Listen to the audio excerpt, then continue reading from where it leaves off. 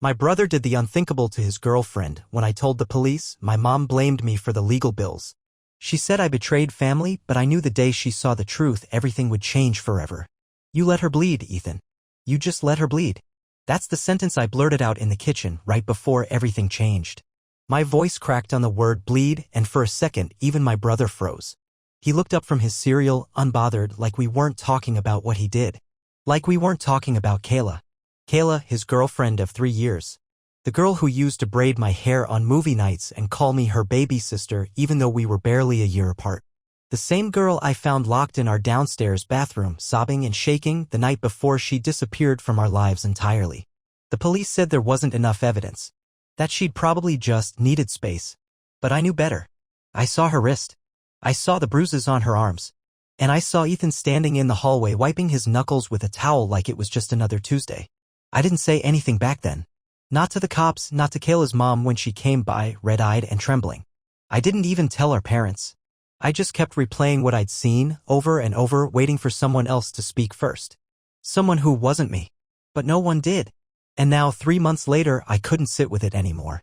I reported him. I told my mom that afternoon. I told them everything. She didn't even flinch. Didn't scream. Didn't cry. She just took a deep breath like I'd told her the groceries were left out too long. Then she said, "Now I have to deal with legal bills because you couldn't handle watching him." That was it. That was her response. Not, "Are you okay?" Not, "What happened?" Not even, "Is Kayla safe?" Just, legal bills. Like her son's violence was a minor inconvenience and I was the real problem for bringing it to light. I stared at her, mouth open, but no words came out. It was like the world around me shifted 5 degrees to the left. Like nothing made sense anymore. I wanted to scream. I wanted to punch a hole through the drywall. But instead, I nodded just once and walked upstairs, every step heavier than the last. Because I knew something she didn't. I knew Kayla had finally reached out. And I knew when my mom saw the photos, when she heard the voicemail Kayla left me last week, the one where her voice cracked as she whispered, "I should have listened to you." Everything would change. But not yet. Not until she saw the truth with her own eyes. And until then, I'd stay quiet.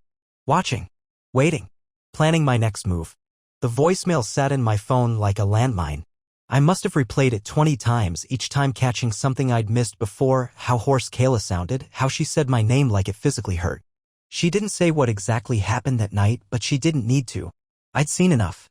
I just hadn't done enough. Not until now. I forwarded everything to the detective working the case, texts, photos, the voicemail. She told me they were reopening the file and might bring Ethan in for questioning. That should have felt like relief. But instead, I felt like I was holding a grenade with the pin already pulled.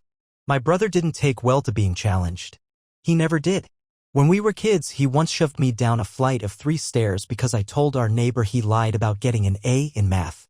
Said I embarrassed him. That was the first time Mom told me, "You know how sensitive Ethan is." Like my scraped knees were my fault. So now I waited. I waited for the sound of raised voices. For him to storm into my room with that look he always got before something bad happened. But he didn't. He acted like everything was normal. Which honestly was worse. The next morning he made waffles. Said good morning like he hadn't turned our house into a cage. I sat across from him, still in pajamas, watching syrup drip down his plate. "Want any?" he asked. I shook my head, trying not to imagine Kayla's voice in my head, how she whispered, "He gets mean when he drinks." He smiled. "Your loss." The doorbell rang before I could answer. Our mom, half asleep and wrapped in a ratty robe, peeked through the curtain and groaned. "Police." That's when Ethan's smile dropped. He didn't say a word as they stepped inside. 2 officers, calm but firm. One of them had that clipped tone cops get when they know what they're doing is about to mess up a family dinner. Ethan Doyle, the taller one, asked, "We'd like to ask you a few questions about Kayla Morrison." I swear I stopped breathing. Ethan stood up slowly, still barefoot. "About what?" My mom jumped in. "Excuse me, officers, what is this about?" "There's been a mistake. My son didn't do anything wrong. He hasn't even seen Kayla in months." The shorter cop looked directly at me then. Just for a second. Like he knew. "We just like to talk," he said. "Mr. Doyle, if you could come with us." Ethan didn't fight. Just shrugged, grabbed a hoodie off the chair, and walked out between them like it was no big deal. As the door shut behind them, Mom spun toward me. "What did you do?" I stared at her. I told the truth. Her face contorted like I'd slapped her. "You don't even know what you saw." "No," I said. "But I know what I heard. And I know what she said." She opened her mouth, then closed it. For the first time in years, she didn't have a comeback. And that scared me more than anything. She followed me into the hallway, her voice sharp and rising like steam off a kettle. "You've destroyed this family, Harper," she hissed. "Do you understand that? You've torn it all apart just because you couldn't keep your mouth shut." I turned slowly, the weight of her words crashing against me but not knocking me over. "Not this time." "No," I said. "Ethan did that. You just didn't want to see it." Mom's eyes narrowed. "You don't know what kind of stress he's been under." Kayla was no saint either. She was dramatic, always twisting things. "Stop." I held up a hand. "You weren't there that night. You didn't see her. You didn't hear her sobbing, begging him to let her go." Her mouth twitched just slightly, and I knew she remembered. She might not have seen the aftermath, but she remembered the way Kayla suddenly stopped coming around. The unanswered texts. The broken picture frame in the hallway that Ethan accidentally knocked down. The time she found my favorite necklace in the trash, Kayla's birthday gift to me. But instead of leaning into that guilt, she turned it on me. "You should have come to me." I laughed. Bitter, low. "And say what? That your golden boy snapped again? You would have defended him just like you always do." She didn't deny it. She just sighed, bone-deep tired, like she was the victim. "So what now?" she asked. "You gonna testify against your own brother?" I paused. That word. Testify. It hadn't felt real until then. I imagined the courtroom. The bench. Ethan's eyes boring into mine. The questions. The looks. Our last name printed in the paper. And I realized. I didn't know. I didn't know if I could take the stand and say the words out loud. I didn't know if I could handle the fallout. The whispers. The shame. The way people might twist it into something ugly. But I also knew I couldn't go back. I couldn't unhear Kayla's voice. Couldn't unsee the blood. Couldn't pretend my silence didn't carry weight. Mom crossed her arms like that sealed it. "Well, then, you better be ready for what comes next." She walked away. And I stood there, clutching my phone, staring at the carpet like it held the answer. But there was no map. No manual. Just one question echoing in my head. Do I keep going, or do I let it die here? I took a breath and unlocked my phone. Scrolled to the detective's number. And tapped call. The voicemail from Detective Halston came the next morning. I listened to it 3 times before I let myself breathe. "Hi Harper, this is Detective Halston. I just wanted to update you. Ethan was released earlier this morning. We're continuing the investigation, but as of now, he's not being charged. We're following up with Kayla for a formal statement. Let us know if she reaches out again." Released. He was out. I was still holding my phone when I heard the front door open. Footsteps. A bag thudding against the floor. I didn't even have to look. I knew that rhythm. Knew the sharp exhale Ethan made when he was annoyed. He didn't say anything, just walked straight to the kitchen like he'd been gone an hour, not overnight in a holding cell. I stayed frozen at the top of the stairs, waiting for the inevitable. Then, "Nice try," he said, loud enough for me to hear. "Hope you got what you wanted." I walked down slowly, not trusting my own legs. "You think this is about what I want?" He turned to face me, eyes cold. "You really think you're some kind of hero now?" "No," I said. "But at least I'm not a coward." His mouth twitched like he wanted to laugh but couldn't find the humor. "You don't know what happened that night," he said. "You think you saw something, but you didn't. You saw a girl who knew how to play people. And you're too soft to see through it." I clenched my jaw.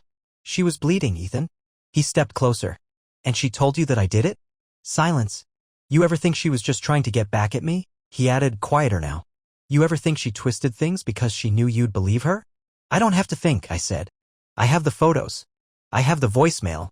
He didn't blink. Didn't move. Just stood there, watching me like I was some puzzle he couldn't solve. Then he said the one thing I wasn't ready for. "You think she's innocent?" Ask her why she kept coming back. That landed like a punch. Because I had wondered. I'd wondered why Kayla didn't tell anyone sooner. Why she didn't press charges. Why she disappeared instead of speaking up. And now those doubts had teeth. He saw it in my face. Smirked. "You've got a soft heart, Harper," he said, picking up his bag again. "Too soft to see how the world really works." I didn't answer. I couldn't. My stomach twisted, but not with guilt, with dread. Because he was right about one thing. If I wanted the truth to come out, I'd need more than faith. I'd need Kayla. Kayla didn't answer my first call. Or my second. By the 4th time, I left a voicemail. I kept it short. "It's me." They let him go. "The detective's waiting on your statement. Please call me." I didn't sleep that night. Around 2:17 a.m. I got a text. "Kayla, I'm scared, Harper. What if this doesn't change anything?" I stared at the screen for a long time. Because I knew what she meant. The fear that the system wouldn't believe her, that it'd turn her pain into evidence and call it insufficient, that she'd relive everything just to be told it wasn't enough. I typed and deleted a dozen replies, then finally settled on, "Me, if you stay quiet, he gets to keep doing this. Maybe not to you, but to someone else." She didn't respond. Not then. But the next morning I got a call from Detective Halston. "She came in," he said. "She gave her statement. It lines up with what you told us. It's more than enough to reopen things formally. Thank you for pushing her." I hung up and just sat there, heart thudding in my ears. Relief, guilt, dread, they all hit at once. But mostly, I felt like I'd been holding my breath for weeks. Then Mom barged into my room. "Are you happy now?" she snapped, waving her phone like it bit her. "He could lose his job, Harper. Do you get that? His future, everything we've worked for, gone because you can't stop meddling." I looked her in the eyes. "What about Kayla's future?" "She's not family," she yelled, voice cracking. "He is. He's your brother." "And what does that mean exactly?" I asked. "That he gets a pass? Because he's blood." She glared at me, face twisted with something I couldn't even name. "You're so self-righteous. But you're not the one paying his legal bills. You're not the one who has to clean up this mess." I swallowed hard. "No. I'm the one trying to stop it from happening again." And then, quietly, she said something that hit harder than any slap. "If I had to choose between you and Ethan, I'd still pick him. Just like that. No hesitation. No apology." It wasn't just about what Ethan did. It was about what she believed. She believed that silence was loyalty. That protection meant denial. And in that moment, I realized I wasn't just standing up to Ethan. I was standing alone. The indictment came 2 days later. Third-degree assault. Witness intimidation. The formal charge sheet was 6 pages long. Detective Halston called me personally. "You did the right thing," he said. "But you should be prepared. Cases like this? They get ugly." Ugly didn't even begin to cover it. By the weekend, our house felt like a war zone. Mom stopped cooking.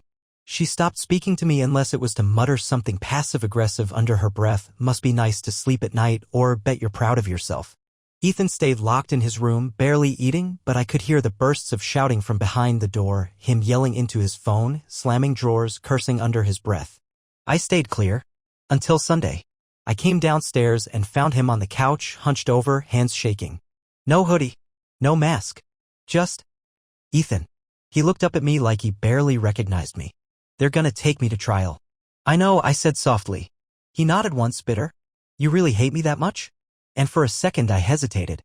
Because he was still my brother. Still the kid who used to sneak me candy before dinner and play hide-and-seek until we passed out on the floor. Still the boy who cried the day our dog died. But I couldn't let that rewrite who he'd become. "I don't hate you," I said. "But I won't cover for you. Not after what you did to her." He exhaled almost a laugh. "She's not some fragile little victim, Harper. You think you know everything, but you don't. You don't know what she said to me. What she did to me." I stepped closer. "Then explain it. Tell me what made it okay to hurt her." He didn't say anything. Just stared. Then he whispered, "I thought you'd always be on my side." And that broke something in me. Because for a long time I had been. Through every tantrum, every lie, every time he blamed someone else and I helped clean it up. I was always on his side.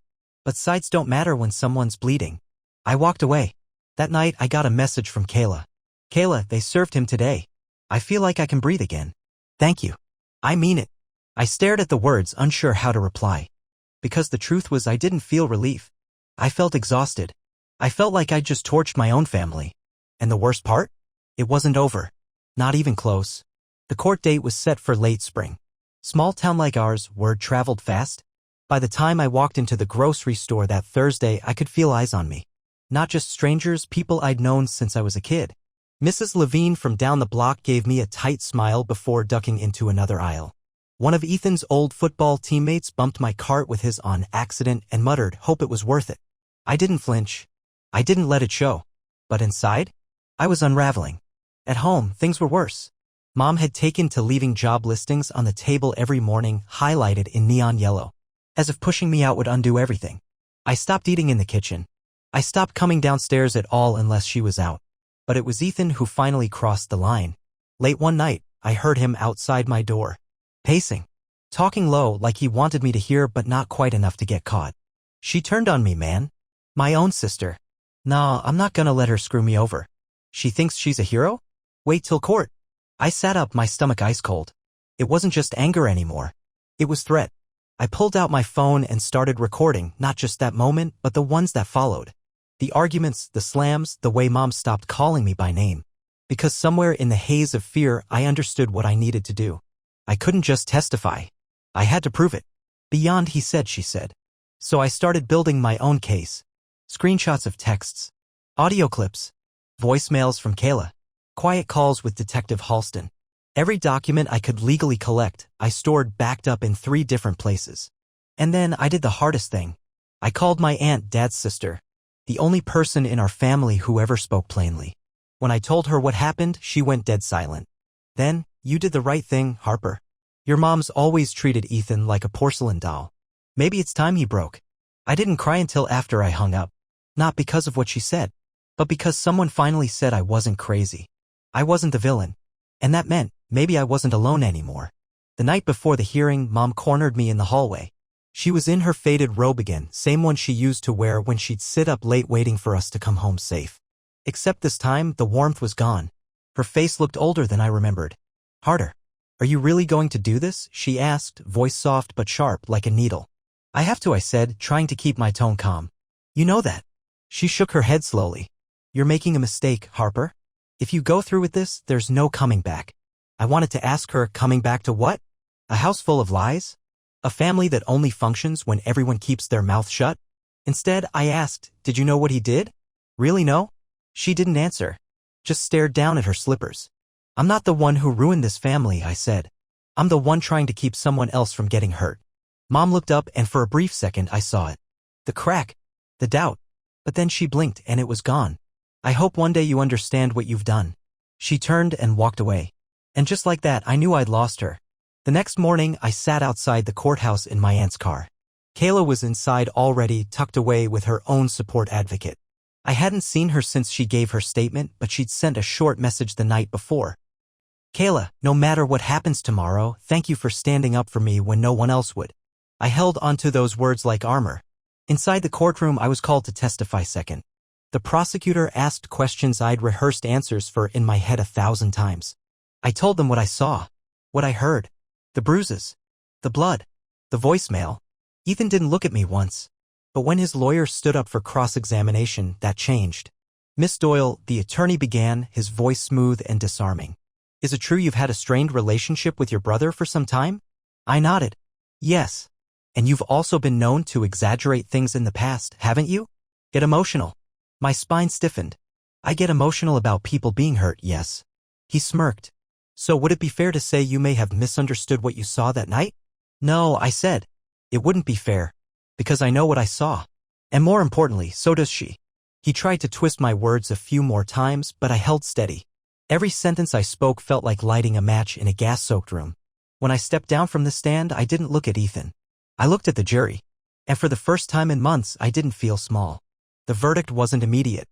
They said it would take a few weeks, maybe longer, before anything was finalized. But even before the court ruled, something shifted. You could feel it in the silences. In the way people looked at Ethan now or avoided looking at all. In how Mom stopped putting out dinner plates for me like I'd already been erased. But I didn't mind the quiet. I'd started to like it. Kayla called the day after the hearing. No voicemail this time. Just her voice. You did it, she said.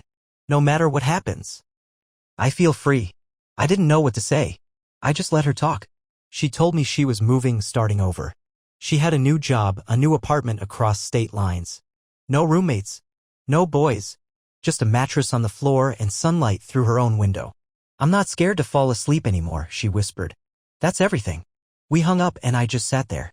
For a long time. And that's when I realized the choice I had to make. I could stay here. In this house. Among people who would never forgive me for telling the truth. Who still whispered about loyalty like it was more sacred than justice. Or I could leave. Start over. Carry my own name into new rooms where people didn't already have a story written for me. So I packed. Not in anger. Not in haste. I folded clothes into a suitcase. Took my laptop, my notebooks. The little necklace Kayla gave me on my birthday that I'd nearly thrown away. I left the rest behind. The pictures. The letters. Even the little notes from childhood tucked in my drawer. I didn't leave a goodbye. Just a single envelope on the kitchen table. Inside was a copy of the police report. My statement. Kayla's voicemail transcript. All the proof Mom refused to believe. On top of it, I wrote 4 words. This is who he is. And I walked out. No drama. No slamming doors. Just sunlight hitting my face as I stepped outside, my bag over my shoulder, into something finally mine. Update. It's been 6 months. The case ended in a plea deal. Ethan won't serve time, but he'll carry the record. Mandatory counseling. Restraining order. The judge looked him in the eyes and called it cowardice dressed as charm. That felt like something. I haven't seen or spoken to Mom since. I heard she moved in with my aunt 2 towns over. Ethan? Still here, last I checked. Smaller now. Less smug. As for me, I live in a small apartment near the water. The kind where you can hear the wind through the cracks and the gulls in the morning. It's not perfect, but it's peaceful. And some nights, when the breeze comes through just right, I play that voicemail again. Not to relive the pain, but to remember the choice I made. And to remind myself I'm not afraid of the truth anymore.